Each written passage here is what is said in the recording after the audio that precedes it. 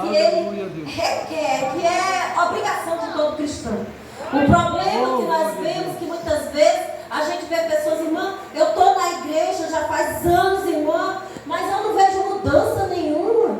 Irmão, eu não vivo essa coisa do melhor de Deus, eu não tenho provado dos milagres extraordinários, porque eu penso, queridos, que Deus não vai presentear filhos que estão bagunçando, que estão em desobediência. Porque se nós que somos pais, sendo maus, nós tentamos dar o melhor para os nossos filhos quando eles estão em obediência. Da mesma maneira, ao nosso Deus. Muitas de nós não temos vivido uma vida com propósito, uma vida com coisas grandes, com sobrenatural, com milagres, uma vida a qual nós almejamos e achamos que, sendo cristãos, conquistaríamos, porque nós não temos nos posicionado dentro do propósito de Deus, porque nós não temos vivido esse chamado na sua essência, na sua totalidade. Nós temos reservas para o nosso Deus e nós achamos que está bom, nós nos conformamos com o que já temos de Deus, mas Deus quer se revelar e se manifestar de uma maneira extraordinária para a sua noiva. Deus quer se revelar de uma maneira sobrenatural para a sua igreja. Deus tem buscado corações dispostos a viver o seu propósito. E às vezes o propósito de Deus dói bastante, porque Deus não nos convidou para o conforto. Pelo contrário, Deus nos tira do conforto, porque quando nós estamos fora do conforto, nós estamos muito mais propensos a buscá-lo intensamente, com mais intensidade. Nós ficamos acomodados quando tudo está bom, nós descansamos quando tudo está dando certo, nós não vamos tanto à oração. Pode observar, quando o negócio está bom, mas só basta apertar um pouquinho, nós estamos à irmã da oração. Nós estamos na oração, é da madrugada, é da manhã, é da meia-noite. Nós fazemos propósitos, nós jejuamos, nosso joelho caleja de orar. Mas quando o negócio passa, quando o vento passa, aí nós descansamos, queridos. É natural, é da nossa vida, é do dia a dia, do cotidiano. Por isso, muitas vezes, Deus permite vir as tempestades, como o pastor falou no início. De vez em quando vem, e é necessário. E a Bíblia diz que Deus corrige os seus filhos assim como o Pai corrige, porque ama. É por zelo as nossas almas. Amados, outra instrução que Paulo fala, ele fala que as mulheres devem instruir as recém-casadas, né? Elas devem ensiná-las a amarem os seus maridos. Isso são as mais velhas, né? Amar os seus maridos, amar os seus filhos. E é um propósito que Deus tem para nós, de sermos cuidadoras, de sermos zeladoras daquilo que Deus nos entregou para cuidar. Muitos de nós casamos e criamos uma fantasia bem bonita, principalmente nós mulheres. A gente imagina que vai casar para ser mimada, né? Para viver aquele negócio daquele sonho de princesa que a gente tem, né? Aquele negócio que a gente mentaliza, ixi, agora eu vou ser princesa. Despreparadas, somente sonhando, pensando que vai ser cavalo branco com príncipe, carruagem, só aquele negócio. Acostumada, acordava tarde, a mãezinha estava tudo pronto, a roupinha lavada, menina era tudo no ponto, ia brincar, chegava, estava a comida pronta, ia para o colégio, ia se deitar quando chegava, era tudo na mão, nós não sabíamos o que era responsabilidade. Mas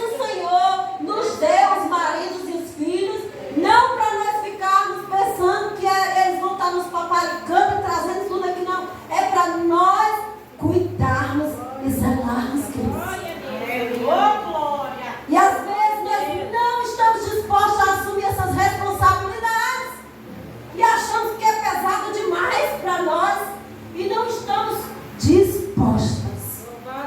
E acabamos não levando a sério esse compromisso, essa responsabilidade, e levando de qualquer jeito, e isso desagrada a Deus, queridos. Porque a vida com o propósito que Ele nos chamou é divino. Deus, Ele ama o zelo, a organização, o cuidado, a preocupação com o bom andamento das coisas. Irmã, mas será que isso tem a ver com o propósito divino? Tem. Porque quando nós observamos o Provérbio 31, diz que aquela mulher era organizada do começo ao fim, se preocupava com tudo, com a organização das roupas, da casa, com a provisão, cuidar com a provisão do que tinha dentro do lar. Menina, a mulher era desenrolada demais. Mas será que essa mulher era de aço, Senhor? Que mulher desenrolada. Mas se ela consegue, nós conseguimos também. E nós vemos um fracasso no meio das famílias, até dentro do povo de Deus, dentro da igreja. Por quê, irmãos? O que será que tem acontecido? O número de divórcios dentro das igrejas, eu acho que é porque eu não tenho estudado estatísticas, mas eu creio que está até maior do que o do mundo. Está mais ou menos igual.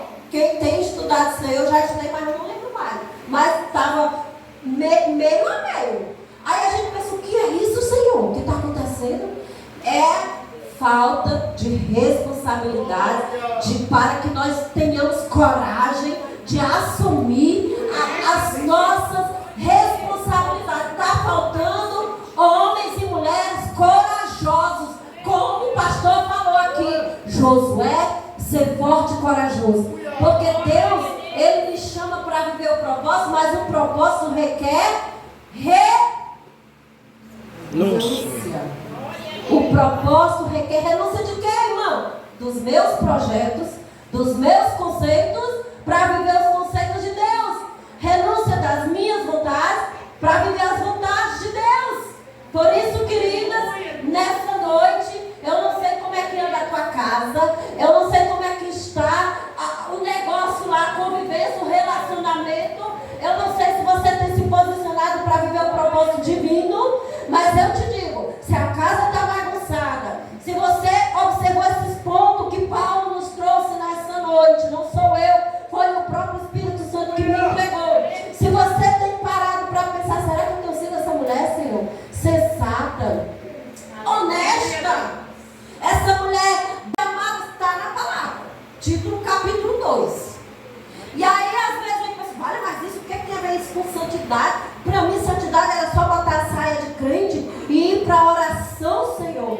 O que tem a ver se eu não quiser limpar a minha casa? Se eu não quiser limpar o meu fogão? Se eu não quiser, Senhor, limpar as roupas do meu marido? Se eu não quiser, Senhor, organizar as coisas que Ele coloca dentro de casa, o pão, a qual eu deixo estragar tudo, a qual eu jogo fora? O que isso tem a ver com santidade? O Senhor me trouxe para falar sobre esses probleminhas, que é uma vida com propósito dentro de casa. Porque às vezes nós entramos dentro de uma casa, a casa está uma baderna, uma bagunça. E o que é isso? É falta de prioridades. Porque aquilo que me é importante, aquilo que eu amo, eu vou me gastar por aquilo. Eu vou me empenhar em fazer aquilo. Então, se eu amo meu esposo, se eu amo os meus filhos, eu vou cuidar do ambiente onde eles moram, para que possa proporcionar para todos nós um ambiente agradável. Mas, queridos, se eu não sou uma boa dona de casa, fica muito difícil. Para mim ser uma boa dona de casa, eu preciso viver os princípios de Deus. Eu preciso temer ao Senhor e me sujeitar, deixar as minhas prioridades de lado para viver as prioridades de Deus. Amados, eu me falo que Deus cobra isso é santidade, Deus quer, porque Deus me cobrou severamente. E eu acho que eu não sou nem melhor nem pior do que vocês, somos todos servos, chamados para cumprir o propósito de Deus na nossa vida, na nossa casa. E nós precisamos ser bondosas, irmãs. Nós precisamos ser sensatas. Nós precisamos ser mulheres caridosas. Precisamos lutar contra a nossa carne todo dia. Porque todo dia o pecado vem e chama. Todo dia o inimigo só o que é agradável à nossa carne. Mas a nossa carne, ela nos constrange, ela nos envergonha. A nossa carne, ela só inclina para o pecado. Hoje eu estava até passando com meu marido, meu filho, ele falando, apontando alguma coisa que eu fiz errado. Mas é aquele negócio que a gente tem que vigiar, né? Porque a gente ajoelha um para o outro, dizendo, meu filho, isso aí não é nada de aquele pecado que quer me dominar. Meu filho, eu fico impressionado com que eu sou capaz de fazer tais coisas que desagradam o Espírito Santo. Que tem hora que eu me pego pensando. Agora, pensar é uma coisa, agora executar é outra. Mas tem hora que vem os pensamentos da nossa mente para pecar e desagradar a Deus. Que se nós não nos policiarmos, queridos, nós fracassaremos no chamado. Não cumpriremos o chamado divino nem dentro da nossa casa, nem na sociedade, nem no bairro, nem em canto nenhum. Porque a natureza pecaminosa, ela nos persegue.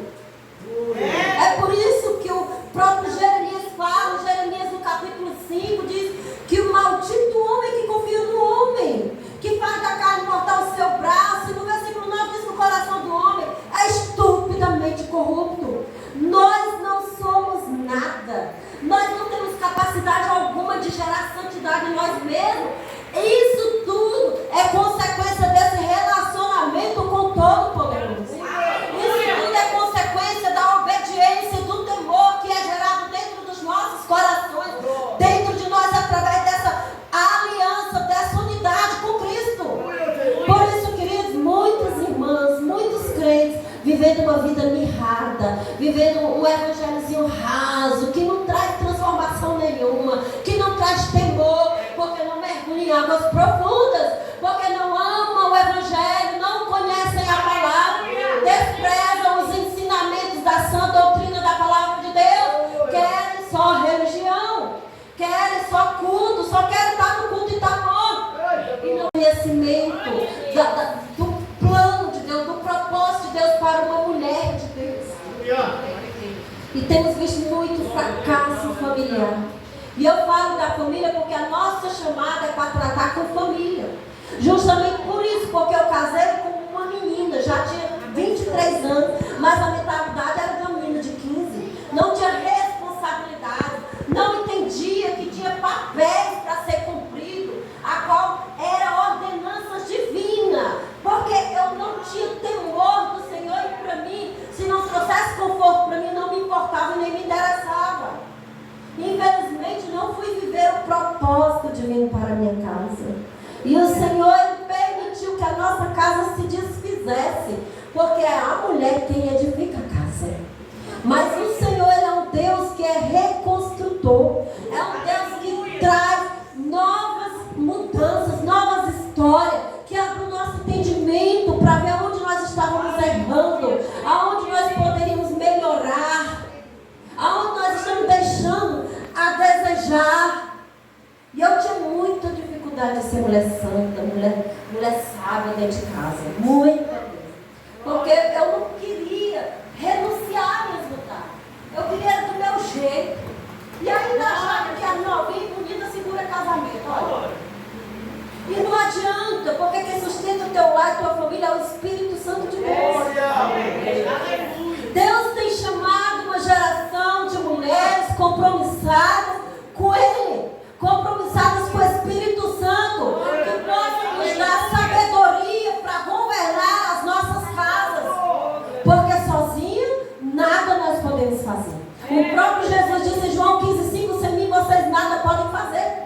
Por isso, queridos, nós precisamos nos ajustar aos princípios da palavra. Nós precisamos honrar a palavra de Deus dentro dos nossos lares. Porque é o único meio de nós vivermos o propósito divino e de glorificarmos o nome do Senhor. É dessa maneira, queridos.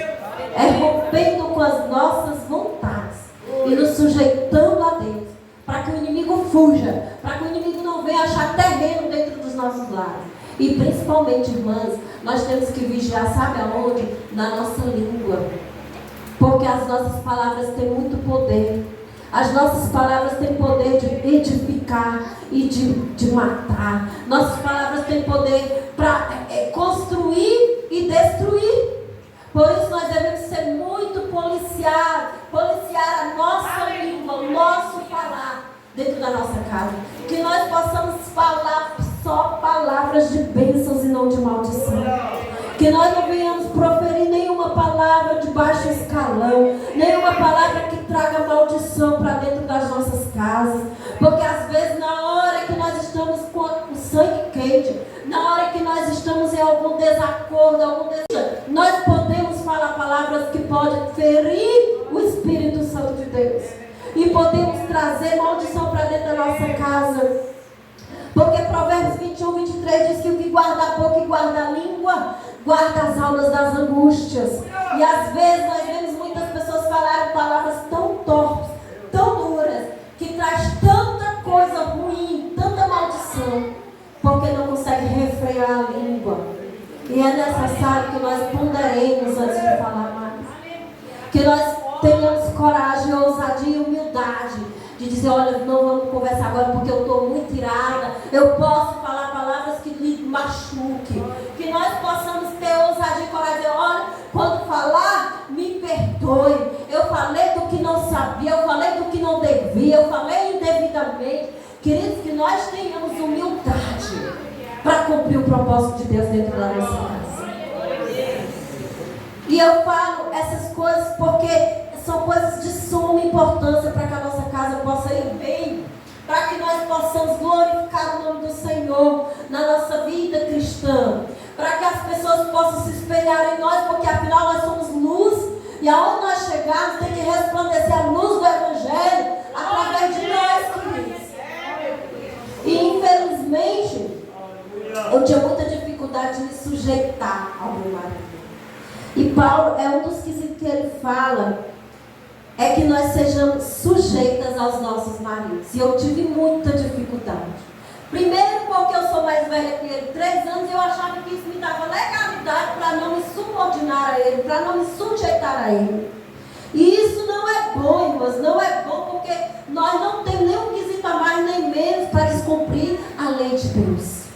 E ali eu paguei um alto preço por ser uma mulher desobediente, por querer passar por cima, por querer tomar as decisões, por querer ser cabeça. Nós nem somos mais nem menos por sermos sujeitas aos nossos maridos. Sujeitar-se é estar ao lado, não é tipo pisar, vai para aqui, vai para lá, vai assim, não. É estar caminhando juntos, na mesma unidade, porque afinal a casa é o reino, vocês são as pessoas que fazem parte daquele reino. E Jesus falou que o reino dividido por si só se destrói. Que nós possamos darmos as mãos e entendermos que pai, filhos e mãe, esposa são todos lutando pelo mesmo reino. Não podemos ficar na natureza egoísta e pecaminosa, na qual só pensa em si, na qual quer tudo do seu jeito, e não pensa no comum e no todo. Quando uma mulher que não entende o propósito de Deus, ela se comporta dessa maneira egoísta, egocêntrica, ela estraga o propósito de Deus dentro da sua casa. E